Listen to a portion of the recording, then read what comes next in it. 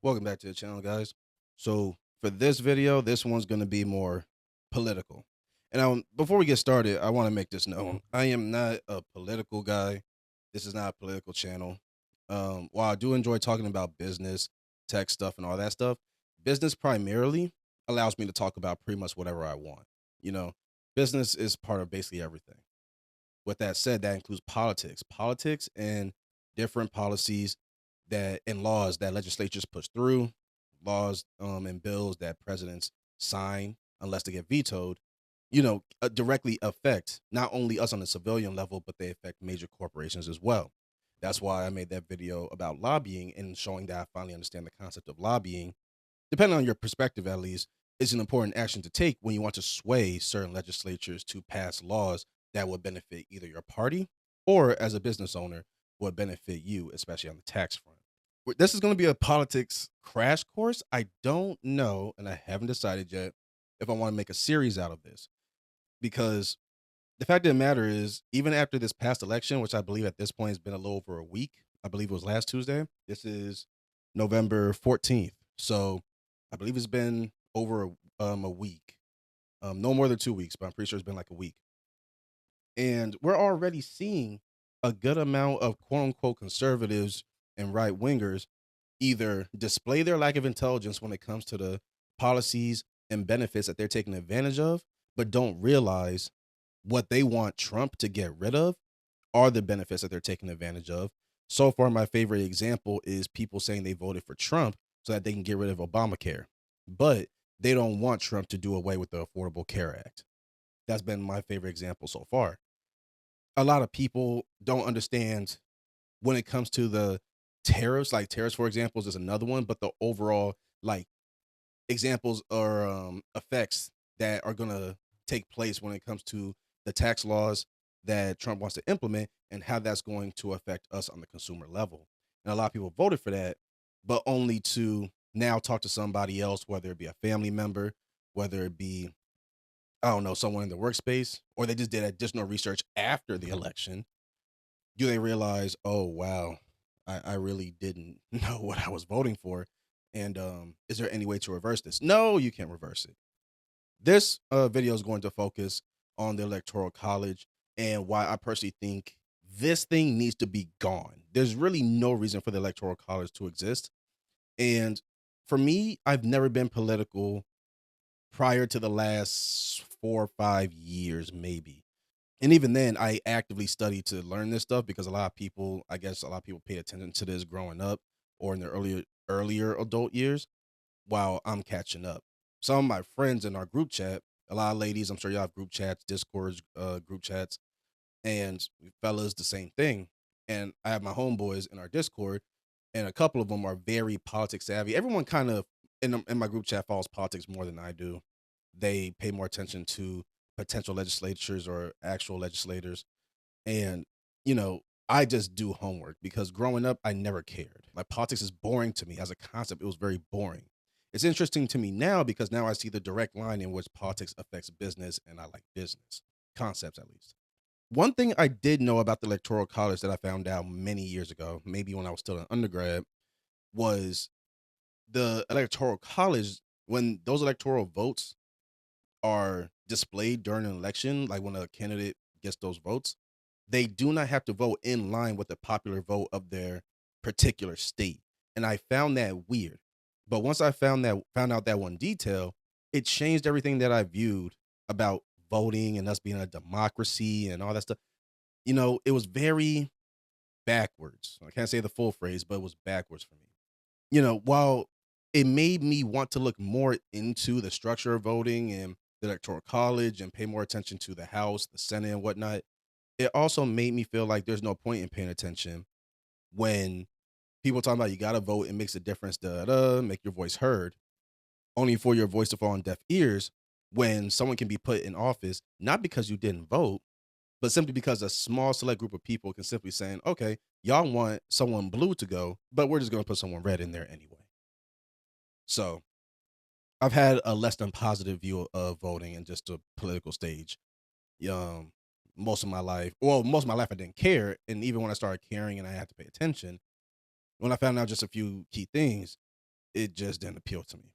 But this is me doing my homework, learning, and also doing a deep dive on, again, electoral college, why I personally think it's necessary, just going over the basics of the stuff. And I really want to get y'all's feedback on this, get your thoughts on this. We're like the election has passed. We can't do nothing about it now, but let's go ahead and just go over this real quick.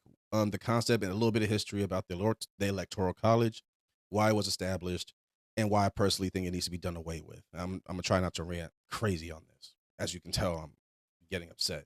So, quick history lesson. The Electoral College was created by the founding fathers in 1787 as a way to elect the president. But back then, they had two main reasons for creating the Electoral College. One was that they wanted to balance the power between the large and smaller states, because primarily when you're looking at the House of Representatives, the number of representatives that represent a given state is based on the population of that state. So basically, stereotypically, we could presume when it comes to the USA, arguably three main states will probably have the most number of representatives out of any other state in the country. At least at the top of my mind, that makes sense. New York, primarily NYC, but therefore New York as a state. Maybe Texas. I really want to say Texas, especially now. In California, even though there's a mass exodus and has been for the last handful of years of people leaving California to go to places like Texas. I don't know about Louisiana because Louisiana's right there, but definitely Texas. But even then, that direct relationship, it just makes it that much more concrete. So when you have a bigger state, a state with a higher population, they have more influence in the House of Representatives. They are one of the two main bodies that helps get laws passed, which means certain states can play a bigger role than smaller states when it comes to political agendas and favors swinging in their favor.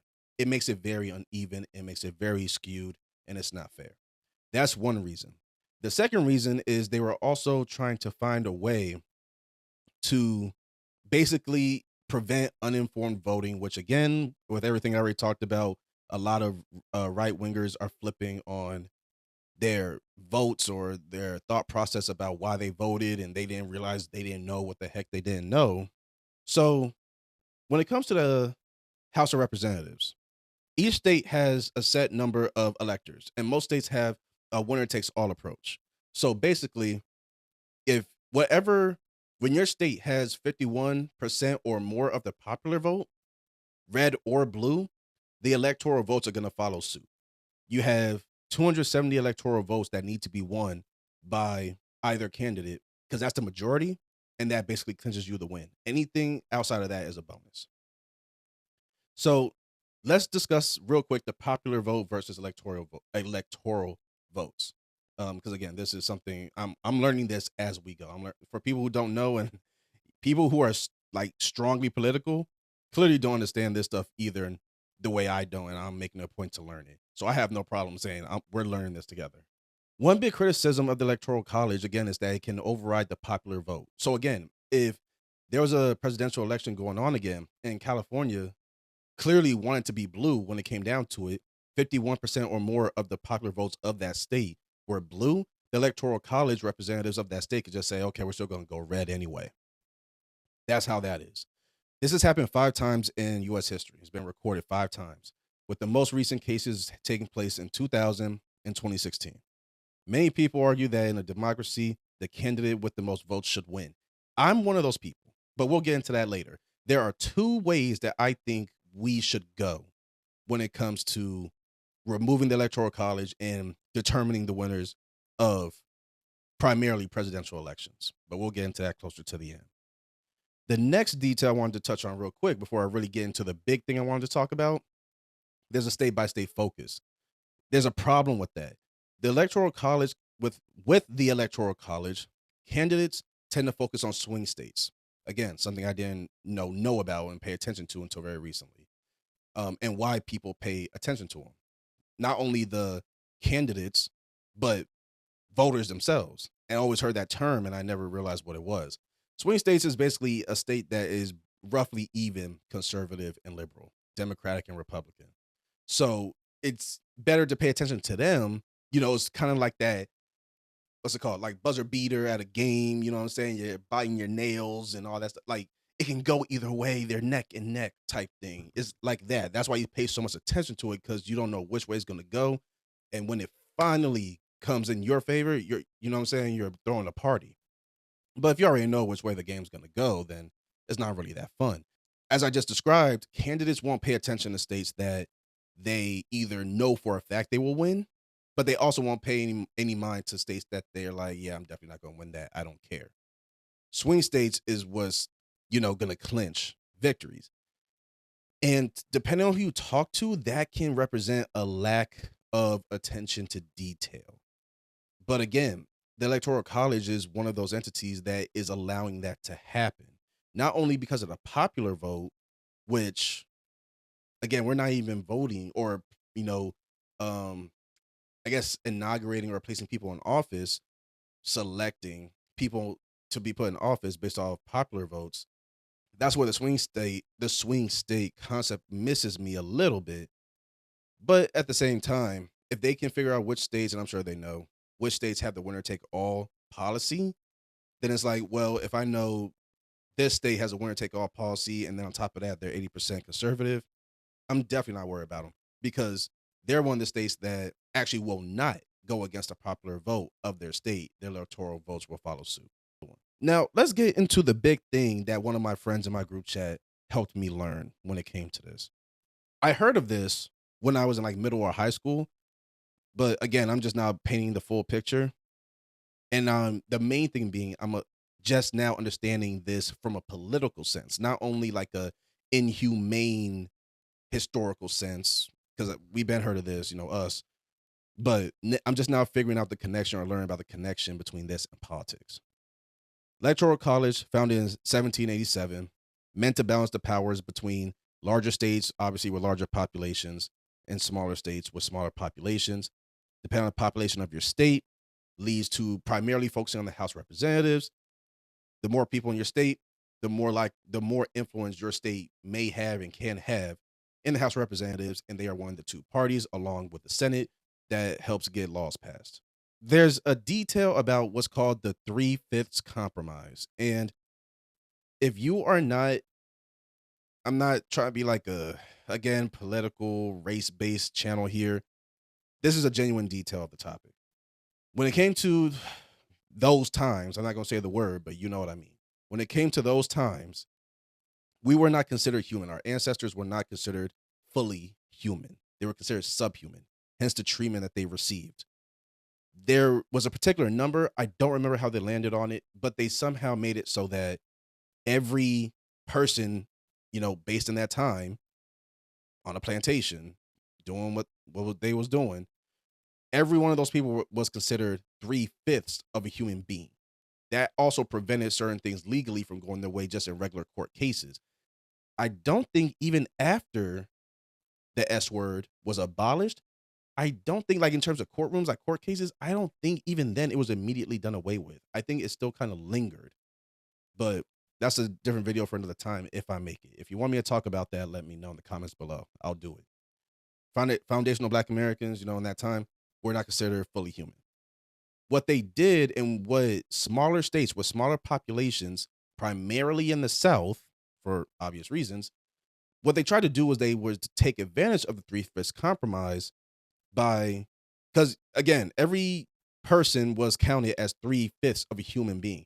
Another way you can apply that is for every 5 Black people, 3 of them would be considered fully human, 2 of them would not. That's another way you could apply it. So, if it was like a glass of water type thing, I don't have one.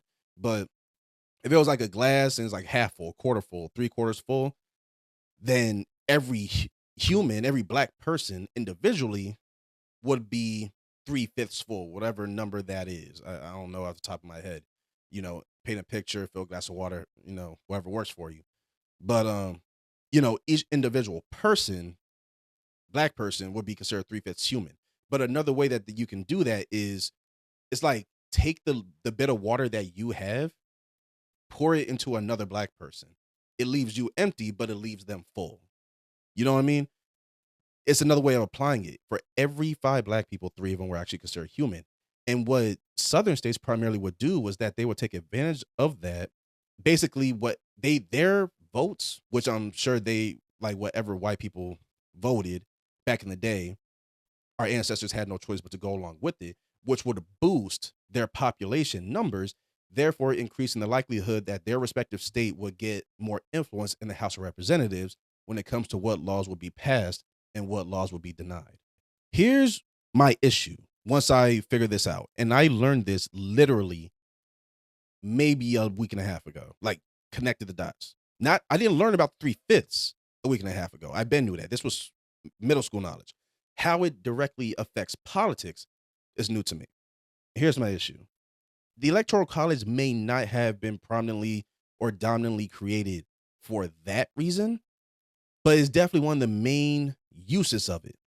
If that was one of the main uses of it, and white people back then, primarily in the South, intentionally took advantage of that institution to better favor their political needs and demands, that means the Electoral College and the condition of the S word are directly linked. You can't really have one without the other. So the time that was abolished, the Electoral College should have been abolished as well. There's no reason to keep it around, especially not today. Now, most people will say, no, it's meant to still balance the powers when it comes to states, based on population. So it's still serving its main purpose. Not really. Like, again, the Electoral College was not founded or at least, in the bit of research I did, it was not founded to make benefit or use of our ancestors, in that time period exclusively, but they definitely did it with it in mind. Not just, Southern citizens used it, um, conveniently. The presence of the Electoral College and the condition of that time are directly linked. Once that was abolished, the Electoral College should have been as well.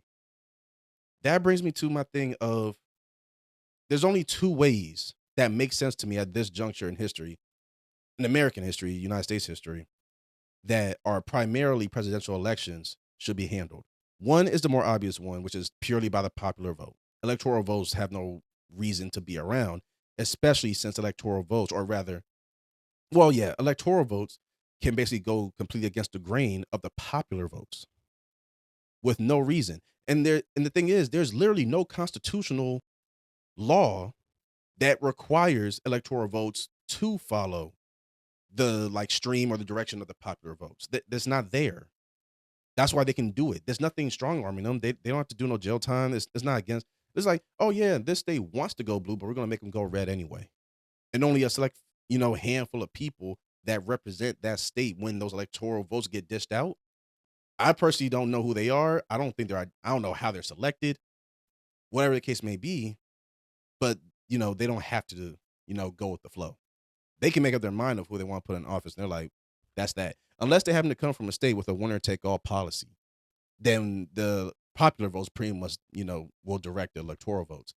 But as we've seen, it's very likely for a whole election to go in a different direction than what we think it should, purely because electoral votes will go the opposite way of the popular vote because they don't have to vote in line with that.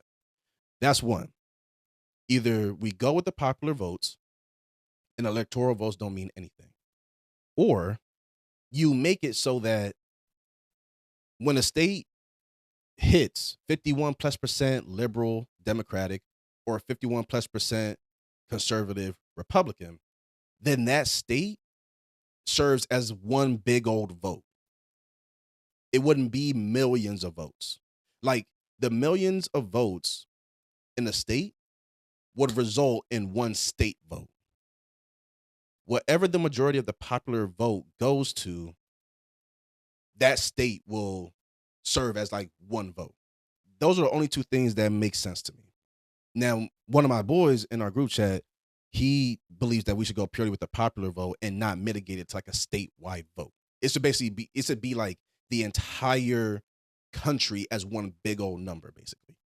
And I'm fine with that. I'm fine with the other option. But those are the only two options that make sense to me. But the electoral college to me does not have a reason to stick around anymore. There's no reason. It's antiquated. And it clearly goes against the opinions of the people blatantly with little to no explanation behind it when those votes are cast and when we get the final results of a presidential election more than anything. Now, granted, I don't think that happened this time around. I'm gonna double check. It's been a while since I've looked at the numbers and I followed and, checked videos from content creators or like people I follow on Instagram casually who are like more politically driven and they actually enjoy talking about this. From my understanding, the electoral votes weren't as much of a discrepancy this time around. But the fact that they can be is a problem. So that's where I stand on it. I think the electoral college is very unnecessary at this point. We have no reason to keep it around.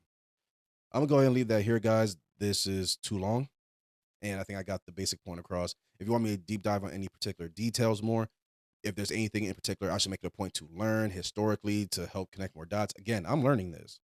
I don't mind if it makes me look a certain type of way because I didn't care for politics growing up.